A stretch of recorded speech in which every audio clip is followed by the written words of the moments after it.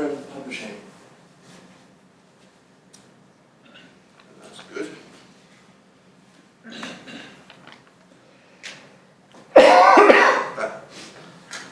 Basically, a talk about procrastination. I didn't write it whilst I was sitting in the previous talk, honestly. So some of you may have heard of the concept of conference-driven development, something we've been talking about for the last few years. In theory, it goes like this. So you propose a talk for a conference about something really cool, but as yet unwritten. Stuff happens, and then you give the talk to rapturous applause. That's how it's supposed to work. The practice is often slightly different. So step one is the same. You propose to talk about something cool but unwritten. Then other far more interesting but not at all useful stuff happens. And then you give a talk about all the stuff that you should have done, but you might still do in the future. Sorry, you haven't quite got it done yet. Conference-driven publishing, it turns out, is a lot like that. So, was anybody here at the LPW last year? So here's me in the lightning talks. I can see it actually on here. It's not a particularly good projector. And I was talking about this book called, there's going to be a guide to modern web programming techniques in Perl. And this is my mistake. If I could go back to any point in my life and stop myself making a mistake, it would be this one. So that's today. Okay, so how's it going? It's not finished.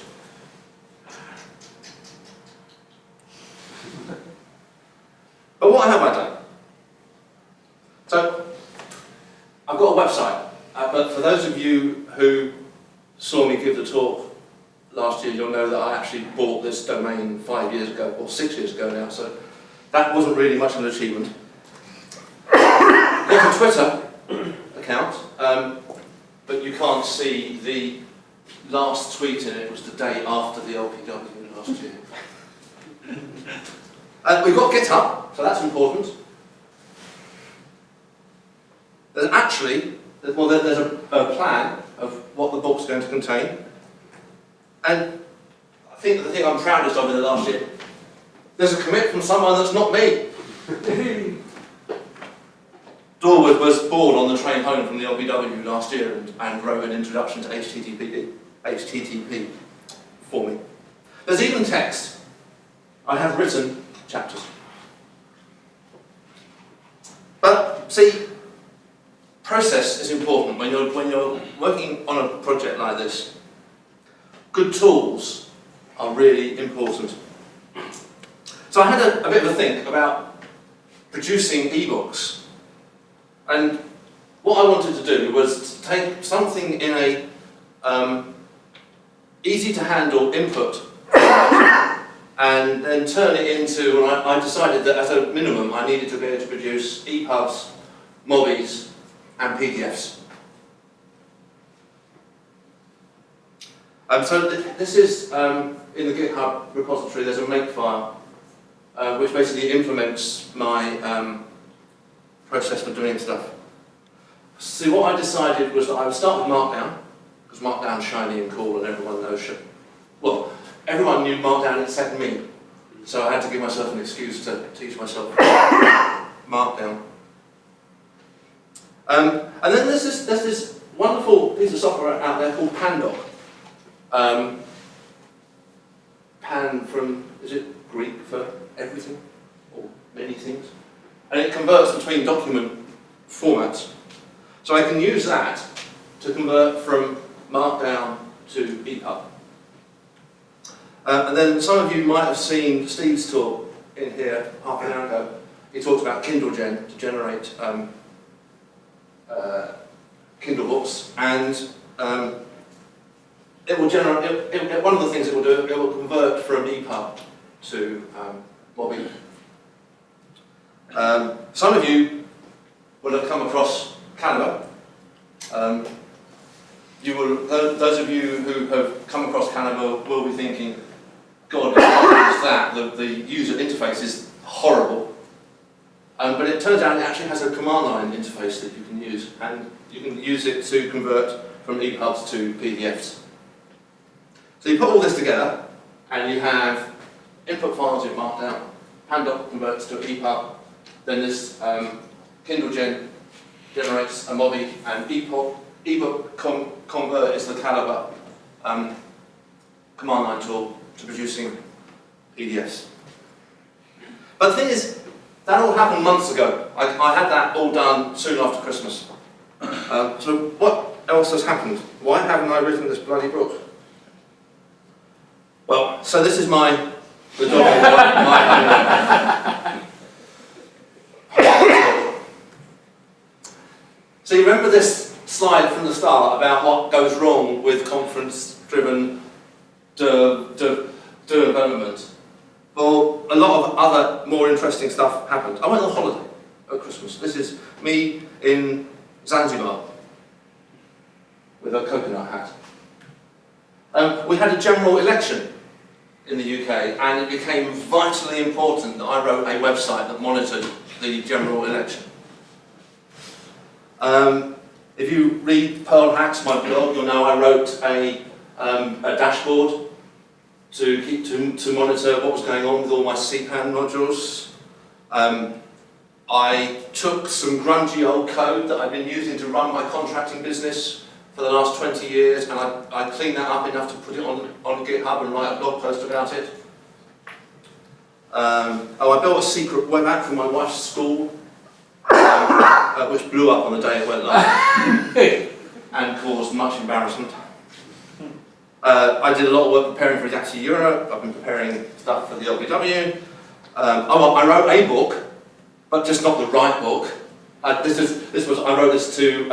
It's some repurposed blog posts, which I just wrote to try out my process to make sure that it worked. I managed to go from markup right through to it's on Amazon. You can go and buy it, and you should. It's very good. Could you demonstrate that? What? Go from markup all to Amazon.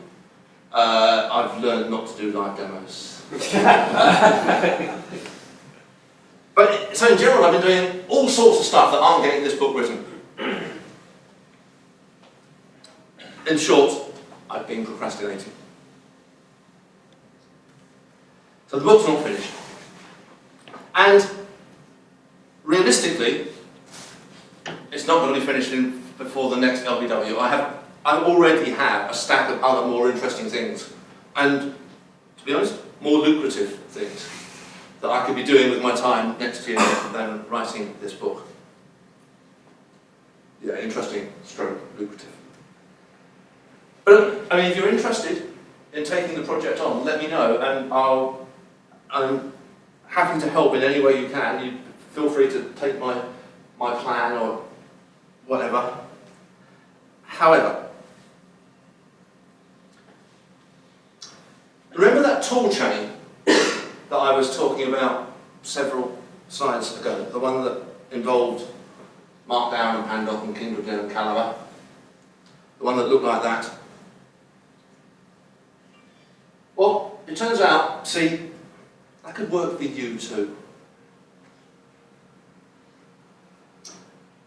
The large publishers have pretty much given up on writing new Perl books because they think they don't sell. Although actually, since I wrote this slide, I do hear that they're sniffing around for authors for Perl 6 books at the moment. At least a couple of the publishers are. But the fact that O'Reilly and Addison Wesley and people like that no longer seem to be particularly interested in publishing Perl books doesn't mean that we have to stop writing them. Amazon, as I've demonstrated this year, makes it really easy to publish and sell ebooks. Other ebook marketplaces are also available. So how about imagining the Perl book publishing as a kind of cottage industry? Write the books that you want to see, or try and persuade other people to write the books for you. I understand the generally accepted token of barter in circumstances like this is a pint of beer, or several pints of beer. And the more you barter with people with pints of beer, the more chance there is that they'll say yes. The other thing to bear in mind with ebooks is there's no minimum size for an ebook. So if you're writing a proper book and it's not this thick, people think you're ripping them off. That people won't buy it. But an ebook, you can make it whatever size it needs to be and price it appropriately. My 18 classic albums book is really not very long, but it only costs a couple of quid. Some of you may have seen the Plaque Handbook, for example. It's not through Amazon, but you can go to handbook.plaquepearl.org.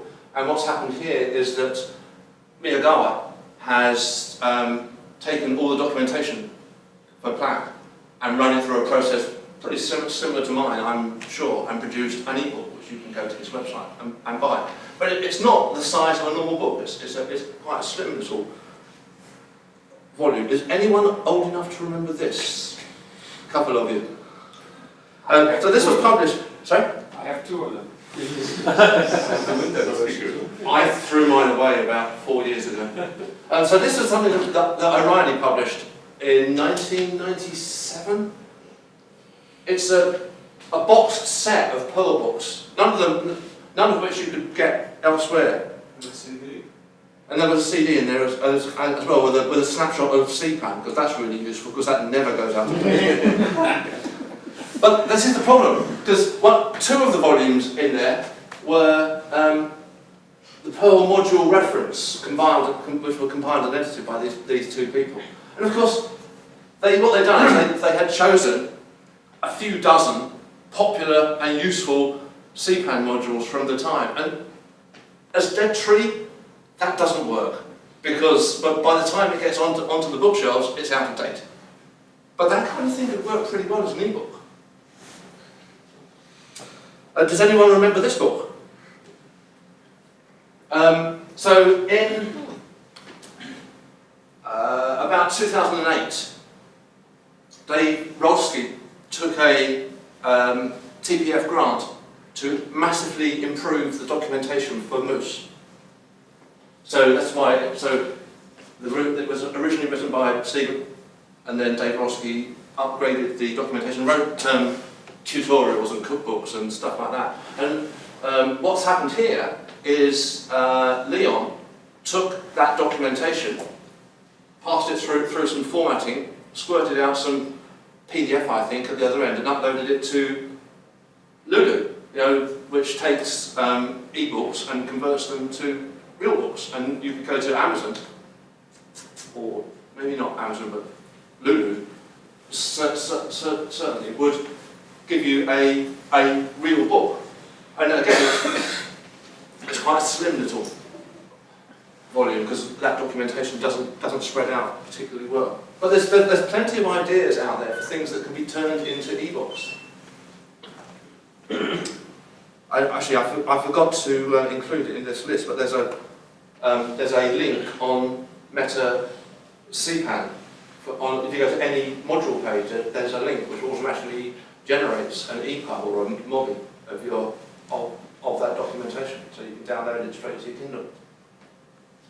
And perhaps, if we can get some of these self-published Perl ebooks out there, it might just get a little bit of a buzz that the publishers pick up on and might reignite the Perl publishing industry. That is, after all, how 50 Shades of Grey got started. I'm not suggesting for a second that a Perl book would outsell 50 Shades of Grey. Last year I read this book, and again this was published as an ebook, by Guy Kawasaki. And it's all about, so he posits the idea that there are three parts to writing a book.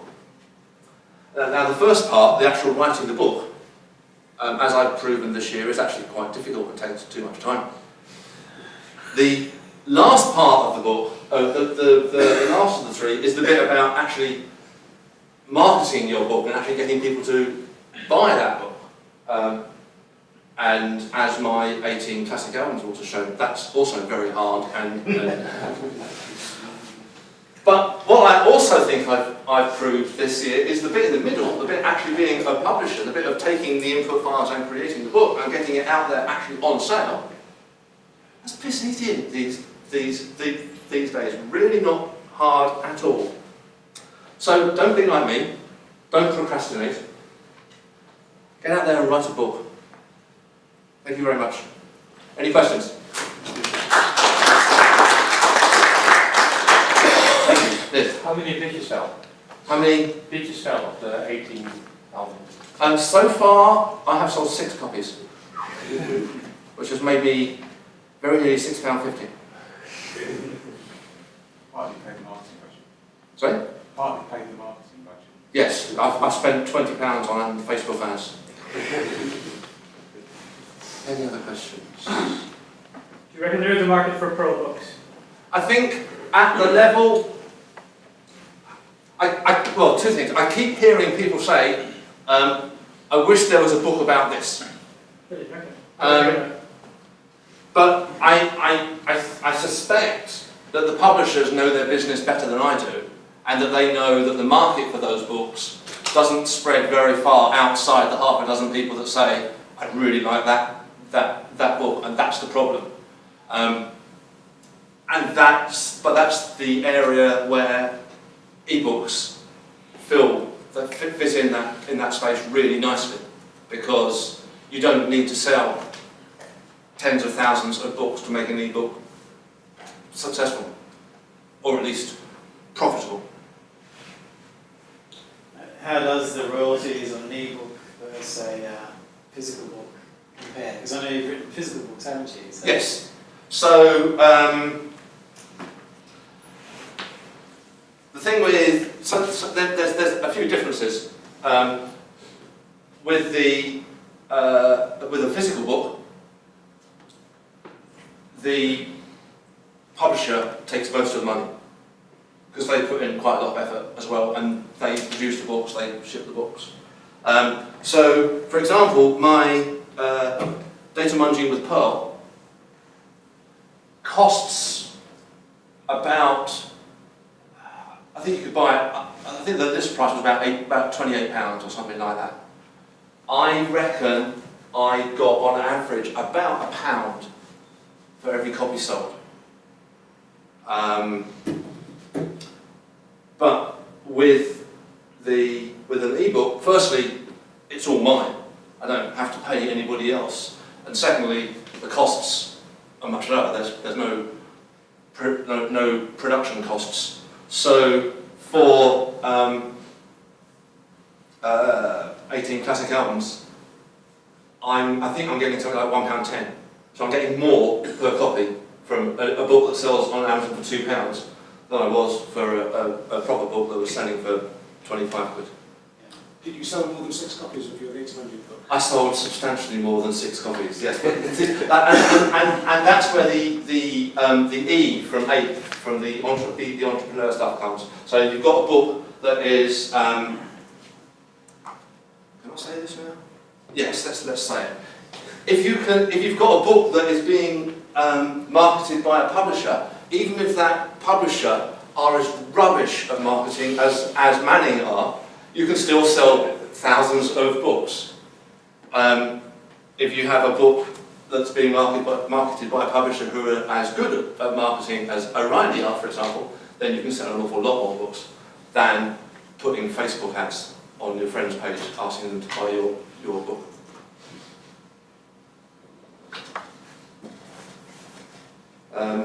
Well, it's only 20 past now. I've gone very quickly. But if there's no more questions, I guess that means you go to the front of the queue for the coffee break, which means that you'll be very nice about me in the feedback box. You always are.